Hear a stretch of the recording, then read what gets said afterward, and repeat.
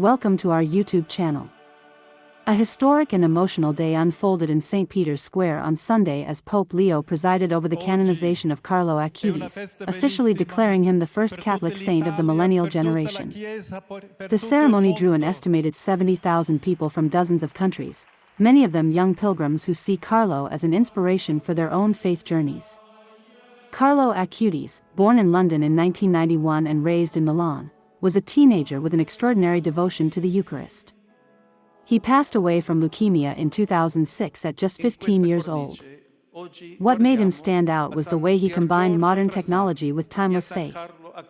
He taught himself computer programming and used his skills to build websites cataloging Eucharistic miracles and spreading Catholic devotion. For many Catholic youth, his story shows that holiness is not reserved for the distant past but is possible today, even in the digital age.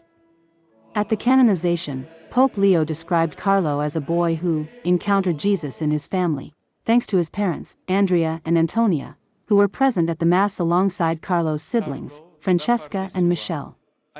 The Pope recalled Carlo's simple yet profound faith practices, attending daily Mass, spending time in Eucharistic adoration, and frequent confession. He quoted Carlo's famous line, "In front of the sun, you get a tan. In front of the Eucharist, you become a saint." Alongside Carlo, Pope Leo canonized Pier Giorgio Frassati, a young Italian who died of polio in the 1920s at the age of 24. Frassati was widely known for his generosity and his dedication to helping the poor, even while battling illness. The Pope highlighted both men as examples of youthful faith lived with joy, sacrifice, and commitment to others.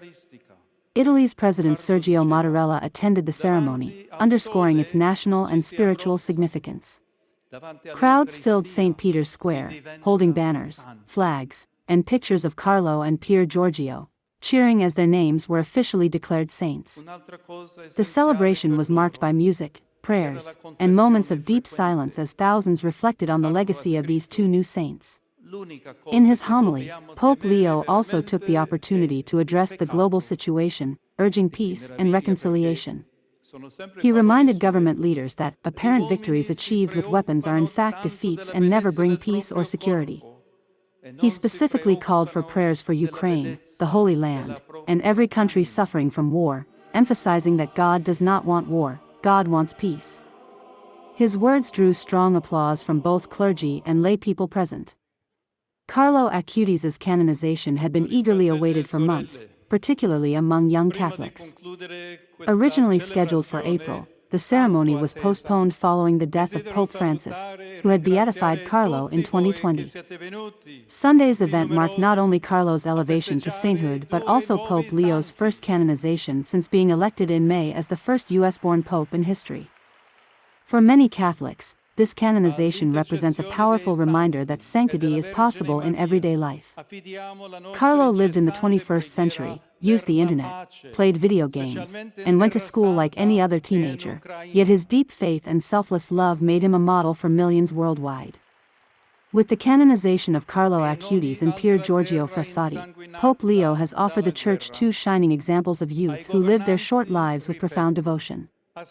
Their legacy now stands as a beacon of hope for generations to come.